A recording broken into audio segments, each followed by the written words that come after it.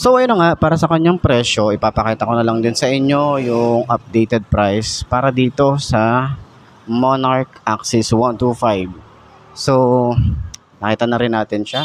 At ito nga pala ay carb type. Akala ko nung una is naka-FI na siya, pero carb type pa rin tong lumabas ngayon dito kay Monarch. At sa presyo, masasabi natin na mura siya.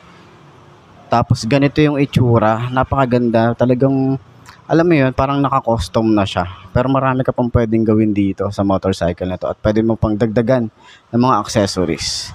So yun na nga mga best, no? Sa lahat ng mga nagtatanong, magkano nga ba ang ganitong motorcycle? Ito ay nagkakahalaga ng 71,900 kapag kinuha nyo ng cash. At syempre, available yan sa installment. Ilalagay ko sa screen nyo kung magkano nga bang installment nila at yung rebate nila. So sa tingin nyo, sulit nga bang presyo niya ngayong 2025? Comment nyo naman yan sa baba. At para naman din sa mga nakagamit na ng ganitong motorcycle, pwede nyo i-share dyan sa comment section. Ano nga ba yung mga naging experience nyo sa motor na to? Ayos yan, di ba?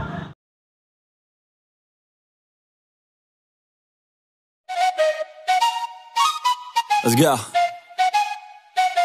I got big dreams, I'ma do big things. Yeah, you see me on the big screen looking so clean. I don't move slow, I move fast, right past anybody taking life for granted, yeah, that's too bad. I'd be grateful for everything that I have. You only got this life, you don't get it back. Make the most of it, become the best that I can. Everybody look at me, I got a plan. You gotta work hard, play hard, do it from the start. Cause how you do anything is everything is art. Stay consistent and do it every day. Yun, no? So, unang upo para dito sa Monarch Axis 125. Side stand natin para makita natin kung ano yung tsura niya kapag naka side stand. Yun, no? Side stand, medyo mabigat yung motorcycle. Unang approach, unang ano natin dito, mapapansin natin medyo mabigat siya dahil siguro dito sa metal na to, diba? So ganyan naman siya kapag naka side stand. All goods naman kahit sa mga alanganing lugar. Pero 5'2" ang aking height. Unang upo para dito sa Monarch Axis. Nga pala, meron tayong USB charging port dito sa unahan na hindi ko napakita sa inyo, pero meron siya rito. Ayan, meron siyang ganyan. May USB charging port to para dun sa mga rider natin na maglo-long ride, pwede kayo mag-charge dyan. Pero yun na nga, unang tayo, sobrang tiptoe. Siguro advice ko na mag-boots tayo rito. Ayan, ganyan itsura natin, di ba? Mag-boots tayo rito para hindi tayo masyadong maalangan lalo sa traffic. Siguro dahil nga sobrang kapal din nung upuan natin dito, kaya mataas talaga yung height niya. Pero ayun naman, para mas magaan siya, ayan, ganyan, mas hindi tayo mag-alangan. Madali siyang i-maneuver. Yung paa natin nandito sa side, tapos yung isa naman is nakatapak doon sa brakes, no, sa rear brake. Ayan. Usually ganoon naman talaga. Ano niya, yung brake niya sa likod, ayan, napakakapit. Front brake, maganda yung shock. Sa likod, ay, maganda, ayos Turning radius, sobrang lawak din na to.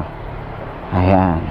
Kita niyo yan, malaki space, kaya pwede to sa mga matatangkad, pwede siya sa mga siguro mga 5'9" or 6 flat, pwede pa to, kayang-kaya pa to. Ayan, magaan na siya kapag naitayo mo na. Pero kapag isi-center stand or sa side stand mo siya, tatanggalin mo siya sa center stand, medyo mabigat nga.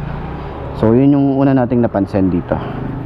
So ayan, para sa lahat ng mga gustong kumuha ng ganitong motorcycle ni Monarch, puntahan nyo na lang sa pinakamalapit na Skygo branch dyan sa lugar nyo, para at least, diba, makapagpa-reserve kayo na ito. So ayun, puntahan nyo na lang, okay? And center stand natin, kung gaano nga ba siya kabigat, kung kaya ba natin. Kaya naman, diba? Madali naman siya, meron naman technique paano mag center stand ng tama. So ayan, ayos. Yeah, money is hard, so I'm not giving up. No, I'm not giving in. I was born in this world, I swear, to make a difference. If you need a mentor, I got something for you, kid. Just watch the way I move and try your best to copy it. Like a CEO, I move like an athlete pro. I party like a rock star show. I live every day like my last, never know. I run it like a CEO. I move like an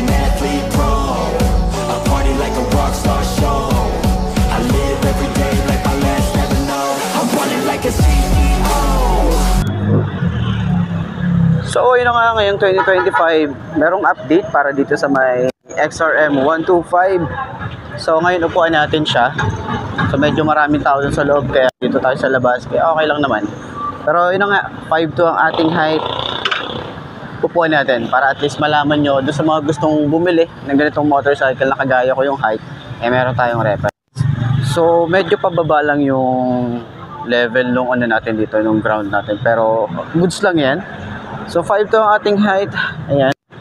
Sa mga naghahanap ng XRM, alam ko subok na to, at talagang alam natin na talagang yung quality is nandun talaga. So tsura natin, sobrang tingkayad pero sobrang gaan din ng motorcycle na to. Sobrang buka ka. Ang ano ko lang dito, yung foot pegs medyo malapad, tapos yung ating foot pegs dito, pero syempre manageable naman yan, kaya naman tayo mag-adjust. Ganyan nga lang itsura natin dito. Pero syempre kapag nasa traffic tayo, laging nakataas yung isang paa, laging naka-brakes, no? And then syempre alalay yung isa. So ganun lang din naman. Okay? So ayun na nga, sa kanyang upuan, malambot yung upuan niya, maluwag yung ating OBR, tapos pwede tayong maglagay dito ng top box kung gusto natin maglagay ng top box. And then syempre napaka chill ride lang natin dito, and yung ating position is naka-upright lang din. Turning radius niya sobrang lawak din yan. Ayan, yung legroom natin dito malawak din. And then pwede tayong maglagay dito ng gamit natin sa mga dito sa gitna, pwede tayong maglagay ng gamit pa para at least marami tayong mailagay, lalo na kung long ride yung ating biyahe. Okay? So, ayan na nga, sa lahat ng mga gustong bumili ng ganitong motorcycle, lalagay ko yung contact number ni Honda Motorsports Baliwag para at least rekta na kayo sa kanila mag-inquire. Ayos na ayos yan, di ba? So, center stand natin, tingnan natin kung magaan siyang center stand. Pero, nakailang try na ako, sobrang gaan niya.